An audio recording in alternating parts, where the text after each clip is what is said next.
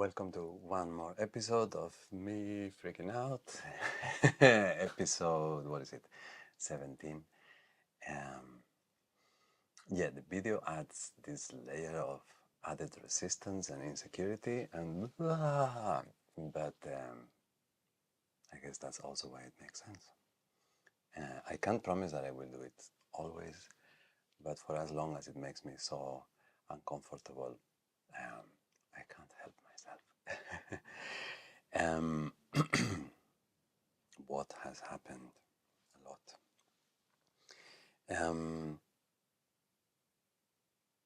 Last conversation with Diana, it was so beautiful.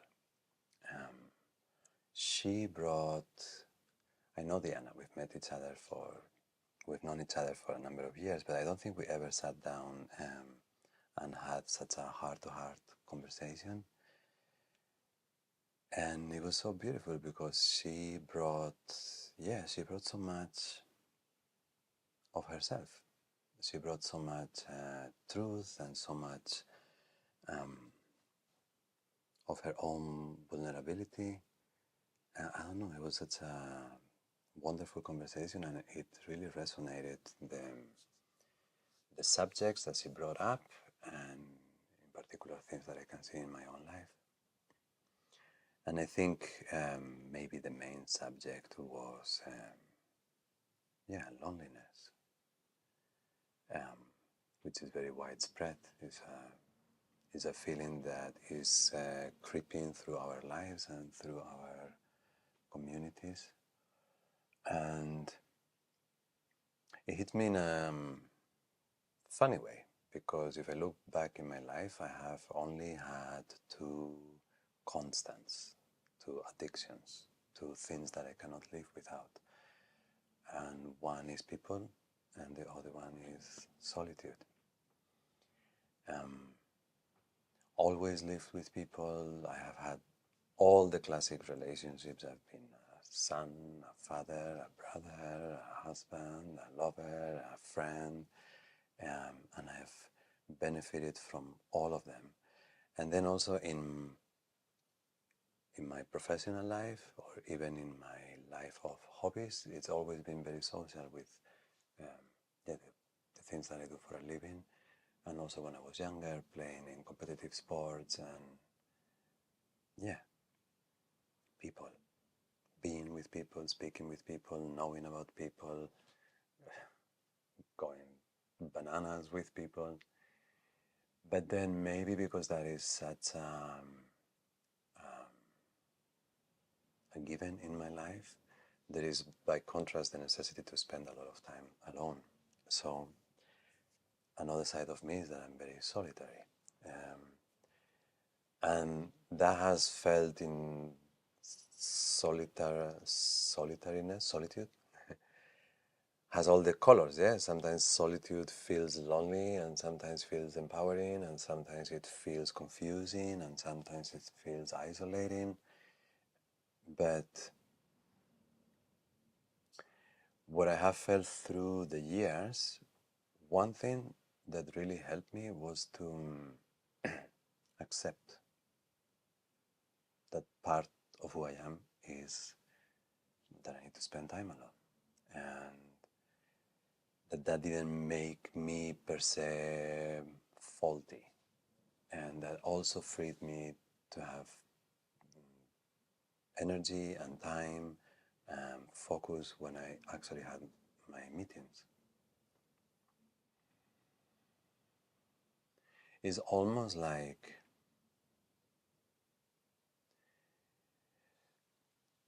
loneliness creates such a strong feeling. It makes you feel lost. It makes you feel like there is no point, and it creates such a visceral feeling, a strong necessity, a need, or it's a word, almost a desperation, yeah? But if you sit in that desperation, instead of just rejecting it, and if you go deep into it, it's so overwhelming almost the only way out is to look for deep connection. And in the moments that I have felt that in my life is when I have found that in that almost like a black hole of solitude, rather than a hole, is a door. And it's a door that connects you with the field. And the field is the extension of you, the completion of you, the mirror side of you. And when you encounter that relationship as a basis for your life, when you have enough space to identify it, then every event, every moment, every interaction, nature, a lot of it is nature, allows us to feel that even when we are in solitude, we are connected, we are with, we are not without, we are with. And then when that feeling later on expresses in an encounter or an interaction,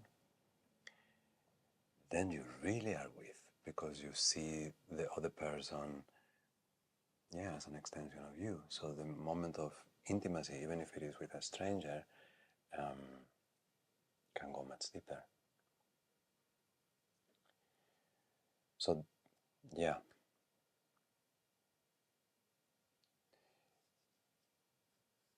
But we are having an obstacle to do that at the moment. If you look at the trajectory, this sensation of being connected when we were living out in nature and then protected by our tribe is inevitable to feel, like everything, every part of the forest is connected with everything else. You don't need to be the Buddha to see that when you're living in nature. But then that began to shrink, and then from living with, we started living without. We started pushing nature away, and we started making our tribe smaller, and then became communities that slowly funneled themselves into just a family, a couple and a few kids. And then these went to live into boxes, into skyscrapers in the city. And then now that even that model of a family becomes more segregated, there is more people living individually, there is more people living single. It lasts longer in life. And even that sensation of like, I don't know where we're going, but at least I'm fighting for my family, that is being taken away from people as the world changes and technology and AI arrives now, So that time that you would spend consumed in your own loneliness, and that would become in itself fermentation time for you to be able to grow out into the field, that wandering, that suffering, that boredom, that figuring things out. Now we have this. And it's like the connection from your core to the universe is being substituted by this. And it's a very mental connection. It's almost like you're stuck with a dot in a point on the wall, like a cat. And it's not embodied. And if you take the names of all the people that are in that screen and you change them into it, I mean, you have beautiful interactions through SMS and phone, and don't take me wrong, there's a lot of beautiful things, but more and more the social media and our habits, the scrolling, the way it's designed, the way we are using it, is like much of our time is in relationship to it. And it can have the power to stimulate you intellectually, but it doesn't have the power to fulfill you emotionally. It doesn't have that warmth because it's it. So then that moment that was to be lonely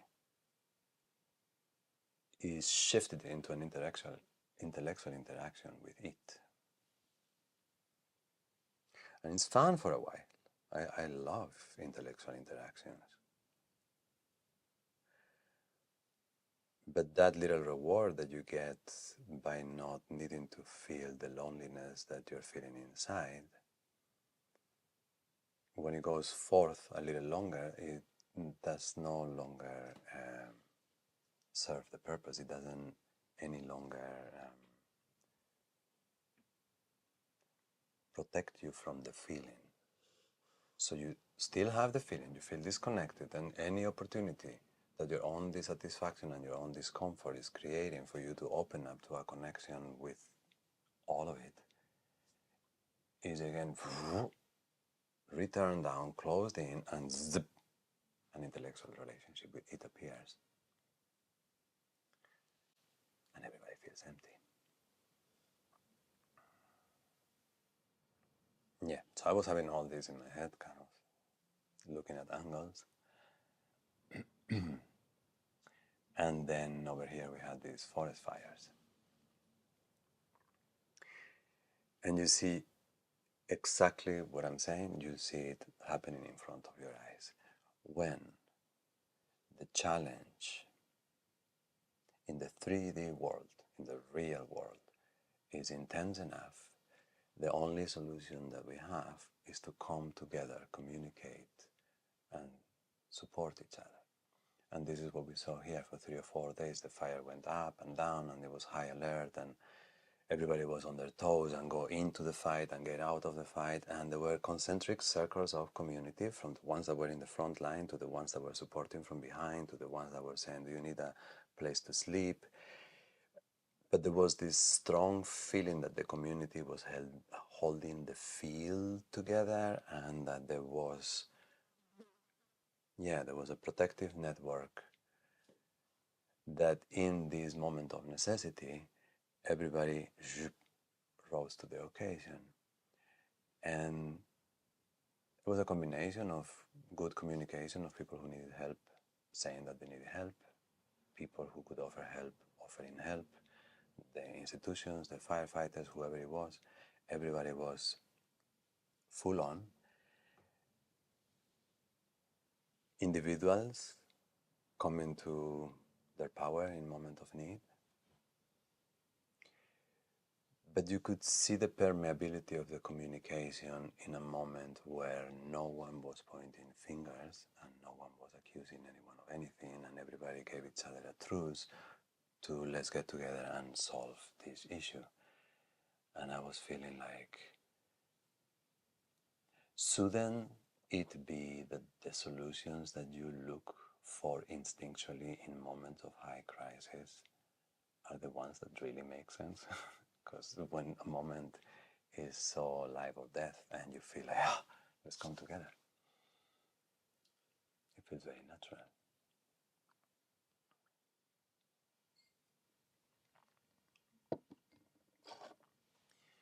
So yeah, within the pain that was beautiful to witness as well.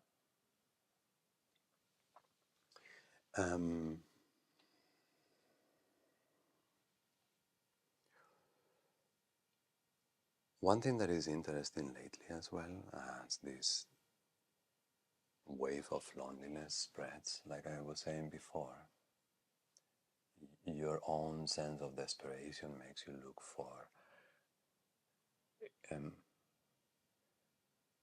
that which you're seeking in intensity and energy mirrors the feeling that is demanding it. So if the feeling of desperation is intense, your spring out of it is going to be a deep search for meaning, a deep search for transcendence. So one thing that is happening lately that is interesting, probably not surprising, is that people are finding Jesus. And this is, so if I give you context, I grew up in a post-dictatorship Spain. I think the dictatorship finished 2 years before I was born.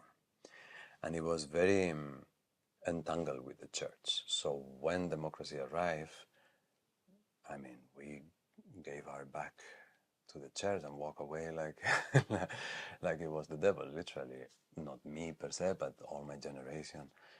We didn't think much of the establishment of the church. But even with that kind of background energy in my younger life, I always thought that Jesus was awesome. You know, what a man, yeah? I mean, what a teaching, what an example. Um, but yeah, it's interesting when you see a tendency in your life. It's interesting to be old enough, to have lived enough to see tendencies curve and turn around. And it's interesting as well because I have no background, I have no knowledge of religion. So my association with Christianism is the Catholic Church. In Spain, everything was Catholic. And although we studied the other 2 or 3 major Protestants and Lutherans and all that,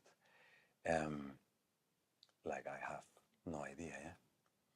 And now listening to some of the people that are discovering Jesus and moving into the Christian direction, it's also been a point of interest to just like, let's see how that looks like, and let's see, what are people inspired to when Jesus is the model. And there's all sorts of things, yeah. But I do hope that what I got from the man, is what's moving at the root of this movement, yeah. And I learned from him. First,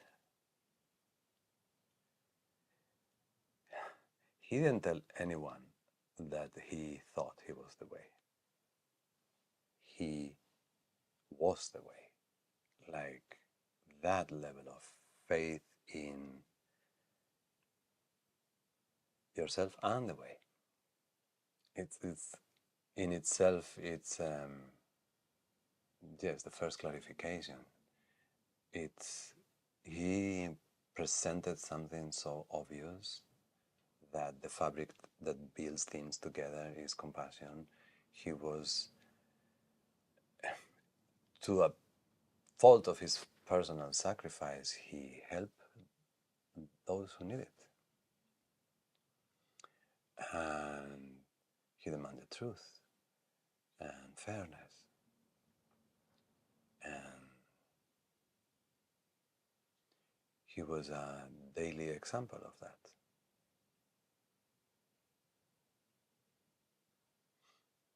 I never give advice, very rarely. But if I ever tell you let's go left, my next question is going to be, are you sure?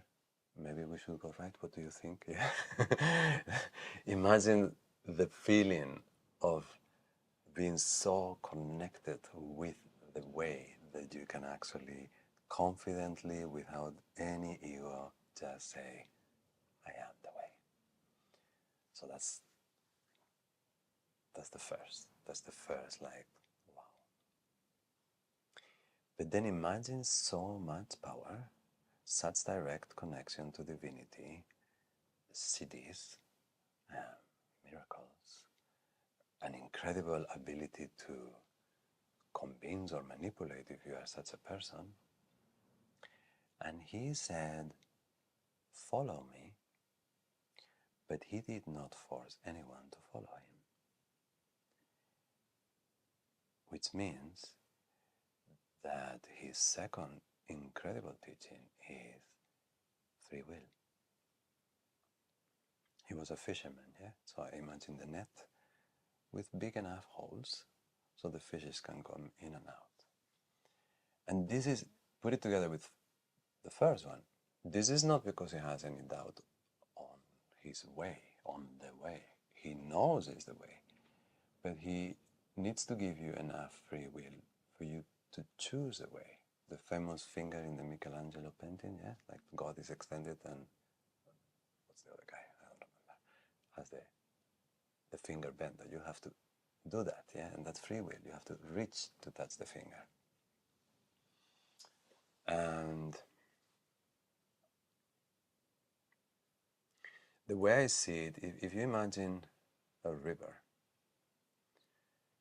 so the flow, the way the river goes down, anything that tries to control the river upwards to prevent it from falling down, it's against the way.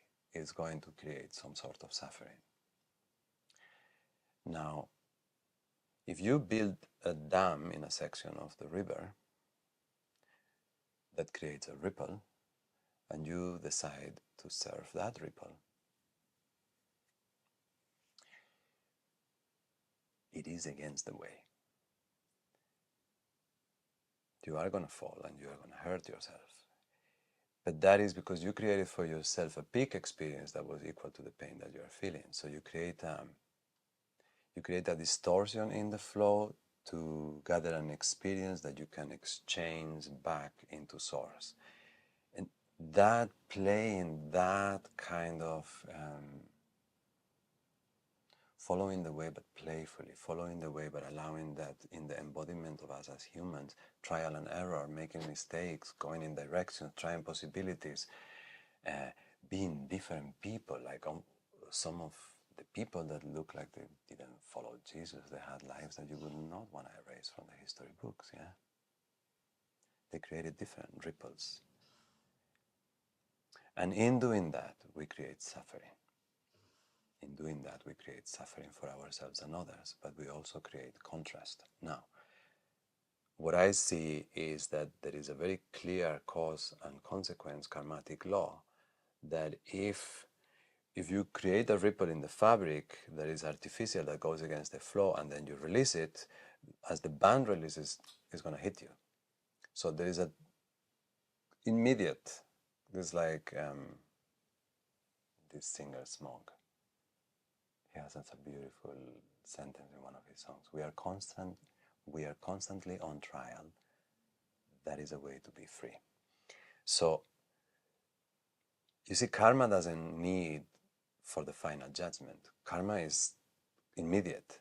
Now, if you are such that you are creating such a ripple to the fabric of creation and you're pulling strings from every fucking one, strangling them, you will not be able to hold this. One day it's going to release. What do you think all those strings are going to bounce? They're going to get hurt. Yeah, it's law of cause and consequence. But there is freedom to do that. There is choice in feeling the obstacle inside and having the experience of lifting yourself above something that shouldn't the obstacle having been there, the error having been there, you wouldn't. So I'm not sure that this is a thing that people extract from Jesus' teachings so directly, but his appreciation for free will is so beautiful. And then that doesn't mean that free will is free will.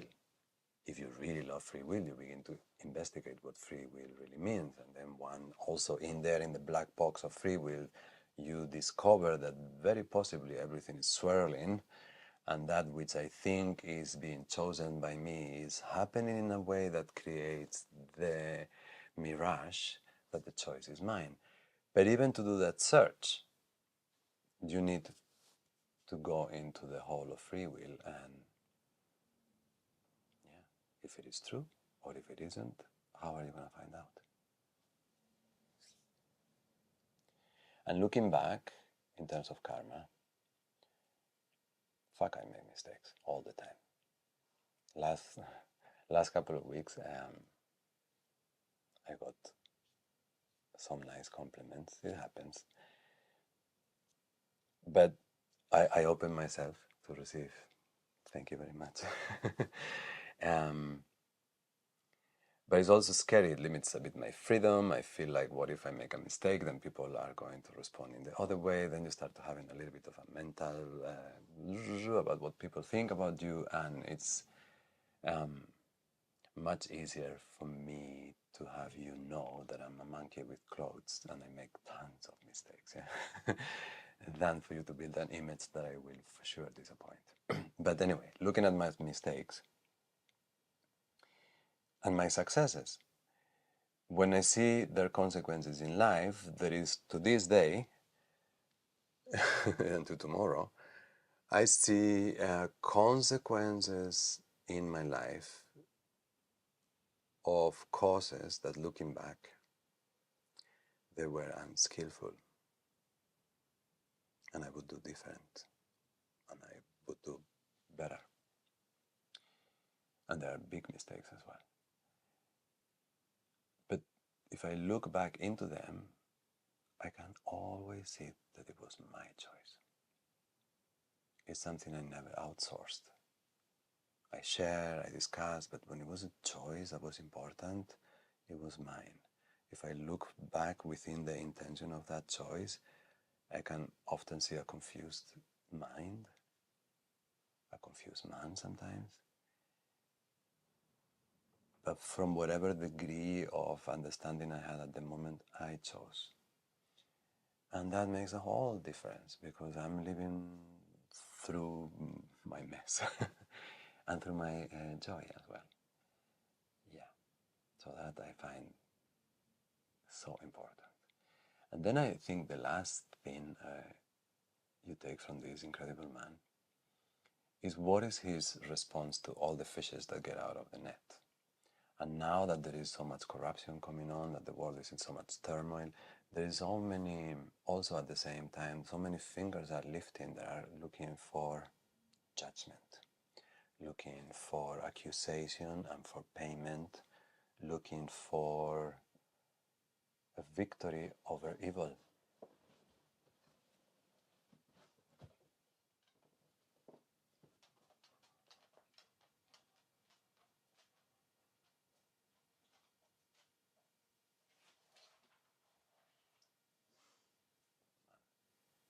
He didn't do that. So what was his response to the people that betrayed him, to the people that hurt him, to the people that abused him, to the people that defamated him? Forgiveness. And that is like next level, yeah? Like he was fucking awesome. But forgiveness. And if you look around to what we anticipate the final judgment to be, it's not a judgment, it's a moment of forgiveness. And if you look inside for that moment of big revelation when your life is going to change and you're going to find a new version of you that is amazing, yeah, there will be challenges, there will be difficulties, and there will be aha moments, but much of it is going to go through forgiveness. When I see people who are alone and they tell me what goes in their heads, in their experience of their loneliness, is an incredibly harsh, self-critical inner narrator that is a fucking dictator and is hurting them and is telling them that they are ugly. And we struggle with the middle way because we can go from this kind of hedonist narcissism to this I'm a dirty sinner, and like, yeah, if both are true, the center is true and everything in between is true. So if you modulate through your self-criticism with a little bit of kindness and the insight that a life lived with presence can give you, a natural response to the self is not this enamoration and the building up of the ego. Yeah, it's not that. But it's not violence against you. It's not disliking in the extreme. It's not thinking that your body is ugly. It's not thinking that you're stupid. It's not thinking that you're not good enough to take a chance and meet someone, you know. So I think if you are battling with loneliness, yeah, look for forgiveness. Forgiveness from you and forgiveness for a world that is like crazy. But we build it, we can rebuild it, and we can orient our gaze and our intentions to a place that fulfill us. That is not it, but is we. And through that connection, um, find connection with everybody and with God and Jesus.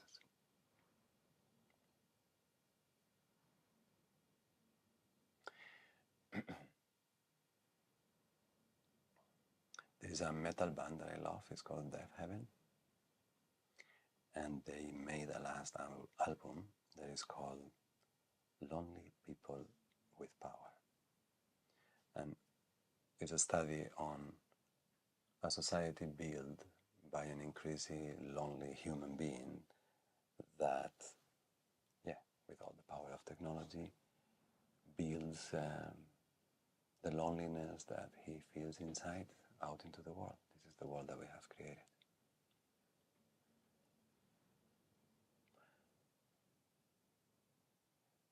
But I heard another thing in the same title. I heard lonely people who have suffered and have inquired into their loneliness and have felt the desperation of being really alone, and in that they have heard the voice of the voice of, and they have found strength, and now they have power.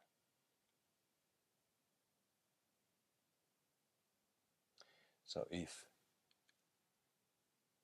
the lonely people find their power and they bring it into a world that was created by lonely people with power, that's going to be interesting.